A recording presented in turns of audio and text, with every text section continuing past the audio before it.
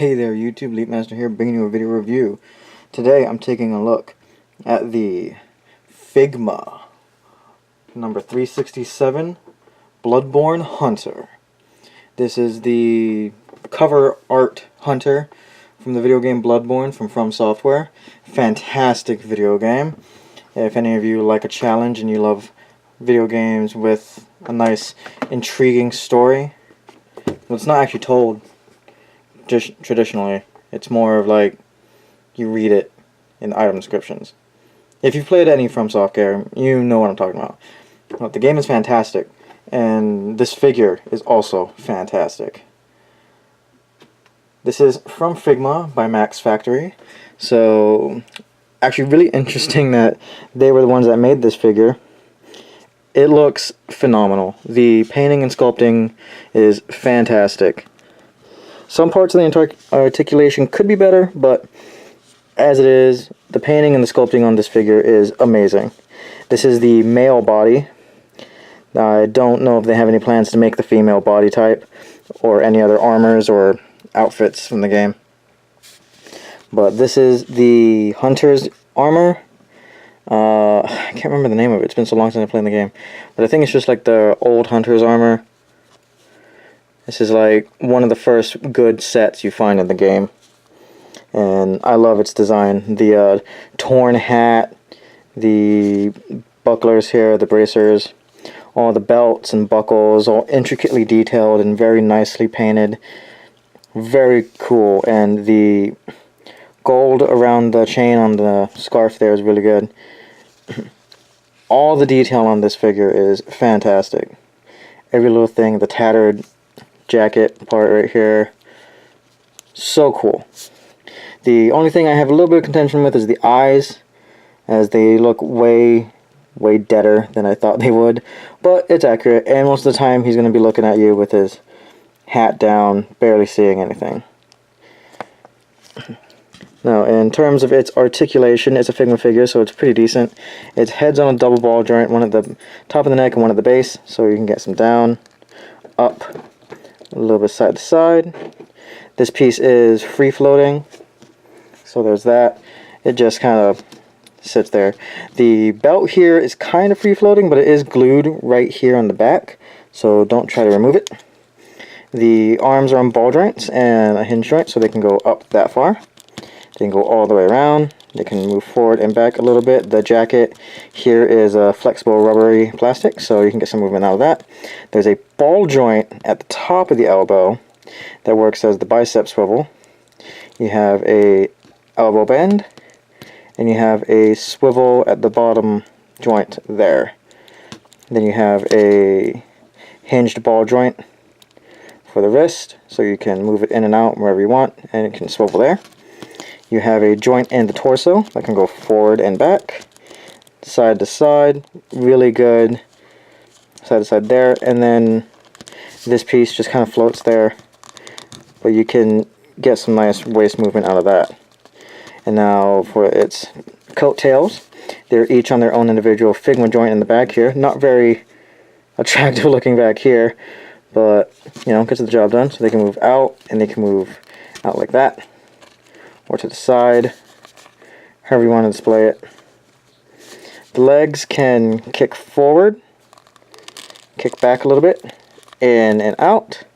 There is a thigh swivel in there, I think, but I haven't been able to get to rotate, and I don't want to force it and break it. He has a Figma joint for the knee, so you can get that. Get a little bit of rotation right there. Its feet are on a ball joint at the base that is on the Figma joint, so you get some wiggle there, swivel, up and down a little bit, and you got a toe. And if you rotate it, you can get a bit of pivot. So you can get quite a lot of poses out of this guy. And as per standard Figma fare, it does come with a Figma stand, as you see there in the back, and that will just plug in to the back of the figure. Holding it up nice and straight, so that you can get some nice dynamic poses, which considering how many times you have to dodge in this game, you'll be using a lot of that. Now then, for its accessories, we'll start with the stand, obviously, which has multiple joints in it at the base, at the center, and right here. standard Figma stand. If you have one Figma, it's all the same. You get the standard Figma bag with an extra wrist joint in there in case you break them.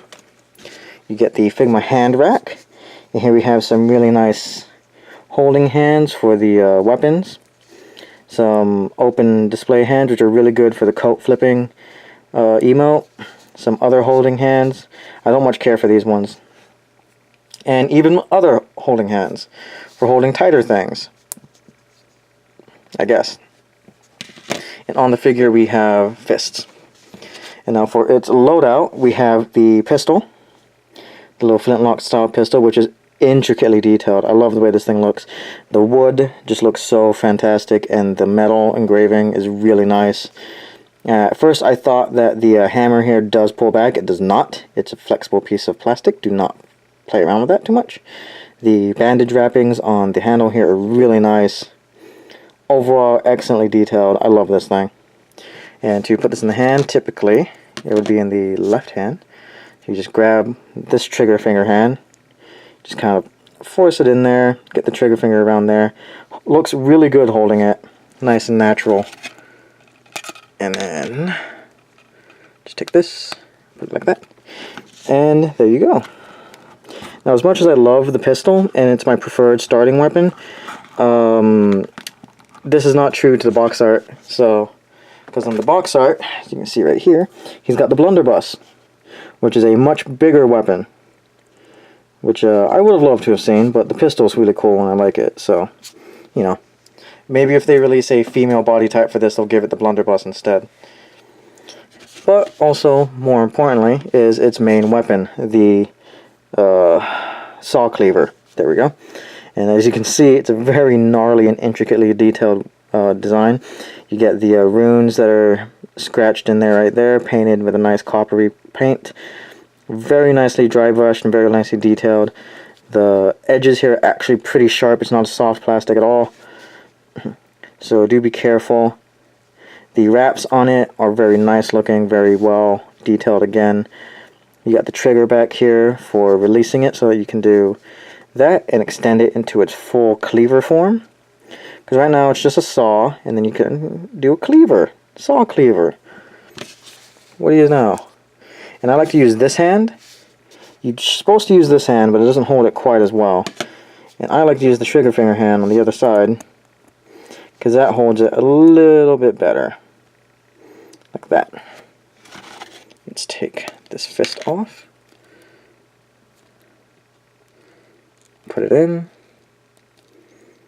And with the articulation, you can get him to two-hand that. But why would you? It's the saw cleaver. It's meant to be used with one hand. It is the starting base weapon of the game. Although personally I prefer the switch axe. Not the switch axe. What's it called? The pole axe. Something like that. That's my preferred starting weapon, but I love the design for the saw cleaver, and if you want to hold it while it's folded up, you can. So you can get some nice slashing and dashing movements. Really cool posing opportunities here. The hands do get loose after a while holding the saw cleaver, but all you got to do is heat them up and fold them back into place.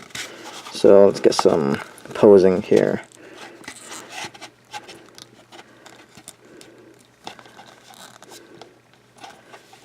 Here we got like a dashing thing going on or something. Let's extend the blade.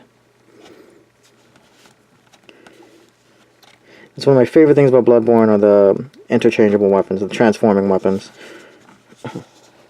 So you can get some pretty nice dynamic poses out of it. Very little effort, with the great articulation, the fantastic quality, and the loose stand, which you can tighten with a screwdriver. But yeah, that is pretty much everything that comes with the Blood Borne Hunter. It is a really cool figure. Give a quick little size comparison here with a standard deluxe transformer. So he's about the size of a deluxe, in case you were wondering. Love this guy. But as it is, this is a fantastic figure. There's not much I could really ask for on it. I wish it came with the blunderbuss as well as the pistol. Because I know if it just came with the blunderbuss, I'd be complaining that it didn't come with the pistol. But everything on here is fantastic. And even in here, you can see it's got the knives molded onto a pouch here. It's just everywhere I look in this thing, I find amazing detail that I just can't help but fall in love with. If you're a fan of Blood Borne, I do highly recommend you pick this up. It's not very cheap. It's in the $70 range. But I think it's really, really worth it. This thing is fantastic, and I love it. And you will too, if you pick one up. I do hope that they make more Fromsoft characters. I'd love to see the box art armors from the Dark Souls lines. And maybe even a Solaire.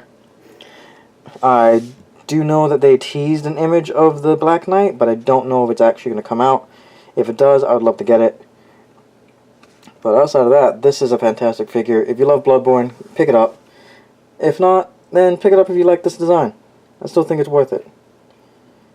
Anyway, that is my review, guys, and I will see you all next time.